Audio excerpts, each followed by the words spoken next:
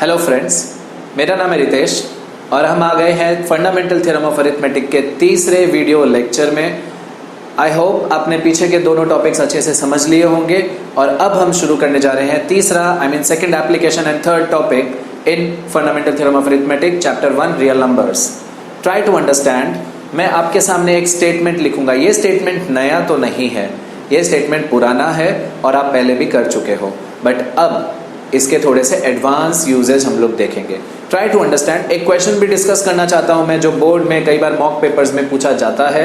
बहुत सारी publication houses इस क्वेश्चन को इन्वॉल्व करती है अपनी बुक्स में, एंड सारी की सारी रेफरेंस बुक्स में तो है ही, राइट। सो जो मैं स्टेटमेंट आपके साथ डिस्कस कर रहा हूं, ये कुछ नया तो नहीं है। इसमें दिया हुआ है कि जो HCF ऑफ ए और ए एंड बी होता है एंड जो LCM of A and B होता है, HCF और LCM, इनका जो प्रोडक्ट होता है, जो इन दोनों टर्म्स का प्रोडक्ट होता है, वो उन्हीं दोनों टर्म्स के प्रोडक्ट के बराबर होता है।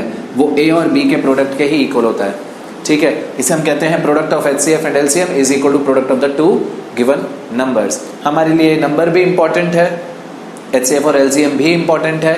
लास्ट वाले वीडियो लेक्चर में हमने सीखा था कि A और B मेरे दो नंबर्स थे 48 और 72, तो मुझे HCF मिला था 24 और LCM मिला था 144। हम चेक करते हैं मल्टीप्लाई करके क्या ये प्रोडक्ट और क्या ये स्टेटमेंट सही लिखा है कि नहीं लिखा है। Try to understand. ये आएगा प्रोडक्ट 3 4 5 6, ये प्रोडक्ट भी आएगा 3 4 5 6। मतलब दिस वर्क्स, मतलब ये काम तो करता है अच्छे से। अब सुनिए इसका यूजेज क्या है।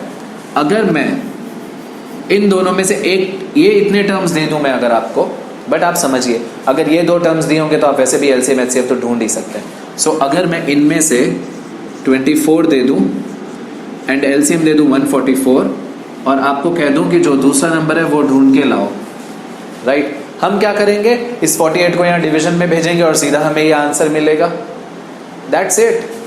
तो 48 को मैं भेज देता हूं यहाँ डिवीजन में। आपका जो सेकंड नंबर था, सेकंड टर्म था, वो हो गया आपका कितना, 72, ठीक है। ये तो खैर काफ़ी छोटा सा सिंपल सा ट्रिक था। जो मैं मेन आपके साथ डिस्कस करना चाहता हूँ वो है कुछ ये। अब मेरा क्वेश्चन समझिए और इसका सॉल्यूशन ट्राई करने का कोशिश कीजिए। सो क्वेश्चन ये दिया हुआ है, can 18 be the HCF and 380 be the LCM of A and B।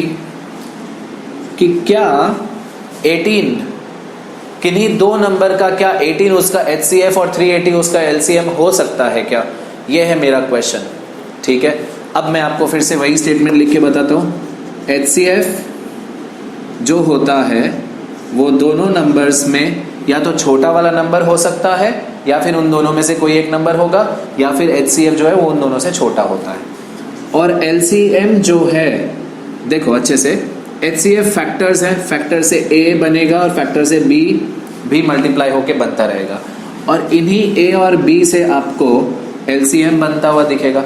इसका मतलब ये HCF, A, B, ये LCM, ये सभी नंबर्स एक ही नंबर फैमिली को बिलोंग करते हैं। मतलब जो इसके प्राइम फैक्टर्स होंगे वो प्राइम फैक्टर्स यहाँ भी मिलेंगे और वो प्राइम फैक्टर्स यहाँ भी मिलेंगे।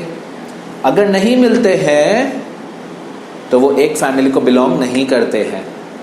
अच्छे से समझिए। यहाँ पे मैंने HCF लिखा है 18, जो है 2 × 3 × 3, ये इसके प्राइम फैक्टर्स। LCM मैंने लिखा है 380, ये है 2 × 2 × 5, कितना हो गया, 4 5 20 और 19 380, ठीक है। अब अच्छे से ध्यान देना, 2 यहाँ पे मिल रहा है, 2 यहाँ पे मिल रहा है, प्राइम फैक्टर्स तो मैच हुए, ठीक है। यहाँ पे 3 है बट देन यहाँ पे 19 है, हो गई गड़बड़। ये 3 है और 19 है और ये 5 भी मैच नहीं हो रहा। इसका मतलब कि किसी भी दो नंबर का 18 HCF और उन्हीं दो नंबर्स का LCM 380 नहीं हो सकता। चलो मैं थोड़ा सा माइनर चेंज करता हूँ, यहाँ पे 360 कर देता हूँ।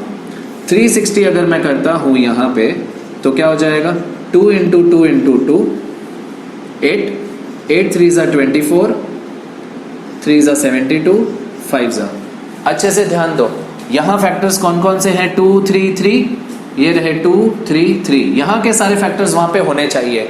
हाँ, क्योंकि वो तो एक बड़ा नंबर है, उसमें और फैक्टर्स हो सकते हैं, बट व्हाट अबाउट दिस, यहाँ के सारे फैक्टर्स वहां पे है ना।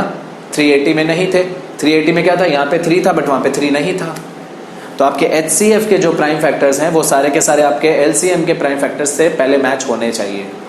अगर नहीं हो रहे तो वो एक नंबर फैमिली के नहीं है। तो क्वेश्चन है क्या 18 HCF और 380 LCM हो सकता है, तो यहां पे लिख दो आप बड़ा सा नो, नहीं हो सकता। बट अगर 360 लिखा होता उसकी जगह पे तो हम लिखते एक बड़ा सा यस। बोलो आई बात समझ में। सो ये था फंडामेंटल थ्योरम ऑफ अरिथमेटिक का third application, basically second application और थर्ड टॉपिक। ठीक है, ये क्वेश्चन बहुत बार पूछा जाता है, आपको ये चेक करना है कि जो HCF के फैक्टर्स हैं क्या वो LCM में पहले आते हैं या नहीं, क्योंकि जो नंबर्स हैं वो ही मल्टीप्लाई होके LCM बनाते हैं किसी और टर्म से, और HCF तो उन्हीं के फैक्टर्स हैं, मतलब LCM के फैक्टर्स भी HCF में ही मिलेंगे आपको, राइट। ये सब के सब एक ही नंबर फैमिली के हैं, इनमें से जो सबसे छोटा नंबर होता है वो HCF हो सकता है, अदरवाइज HCF उनसे छोटा होगा। इनमें जो दोनों में से बड़ा नंबर है वो LCM हो सकता है या फिर एक बड़ा नंबर होगा। Understood. So this was my explanation for fundamental theorem of arithmetic. I hope you got this lecture and you got all the methods.